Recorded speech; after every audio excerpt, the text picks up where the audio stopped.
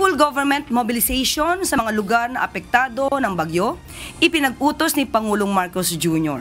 upang masiguro ang kaligtasan ng mga residenteng na apektuhan ng Super Typhoon Nando.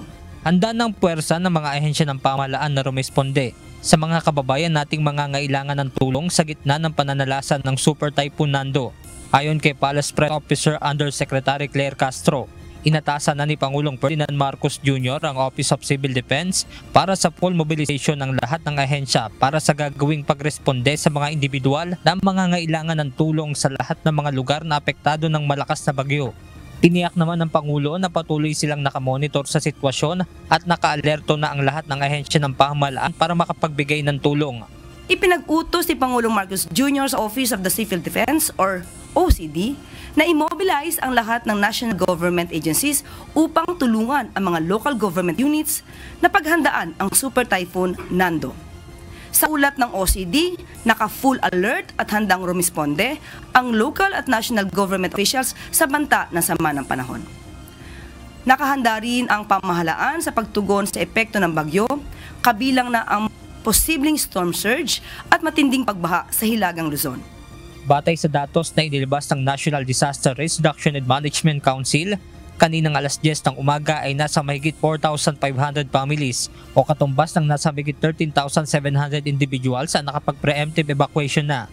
Mayroon ding nasa mahigit 28,000 na pamilya o katumbas ng nasa 104,000 na individual mula sa 190 barangays na apektado ng Super Typhoon Nando. Doon po sa mga lugar na direct hit ika nga dito sa Super Typhoon Nando, malakas po kasi talaga yung hangin dala nito, no? Kaya nga tinawag itong Super Typhoon, aabot sa Typhoon Category 5, no? So yung lakas nito nung hangin na ito magdadala ng unang-una syempre storm surge doon sa mga malalapit sa baybaying dagat. And then syempre yung lakas ng hangin syempre, no? Maaring makasira ito ng mga properties natin, no? Ng mga puno, ng mga linya ng kuryente. Ayon naman kay OCD spokesperson Junie Castillo, bilang tugon sa utos ng Pangulo, nasa mahigit 4,000 search and rescue o SAR team na binubuo ng nasa 52,000 SAR personnel. 3,000 personnel naman ang tutugon sa debris clearing team gamit ang nasa 600 equipment. Dagdag pa ng tagapagsalita ng OCD, hindi lamang sa Northern Luzon sila nakapokus kundi maging sa ibang parte ng bansa na maapektuhan naman ng habagat na pinalakas ni Nando. Sa lakas ng bagyo, hinahatak nito yung habagat. So ibig sabihin yung mga pag-ulan, no, doon sa mga rehiyon na hindi sakop nitong Northern Luzon. So that includes Central Luzon, ang Calabarzon, no, ang Central Southern Luzon, pati itong Mimaropa, di ba, sa Visayas, no.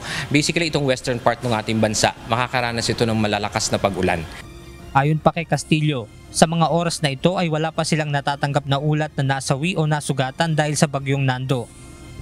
Muli ring nagpaalala ang OCD na kapag mayroong inaasahang sakuna ay alamin ang pinakamalapit na evacuation center at sumunod sa paalala ng lokal na pamahalaan lalo na kung kinakailangan ng lumikas. Benedict Samson, UNTV News and Rescue.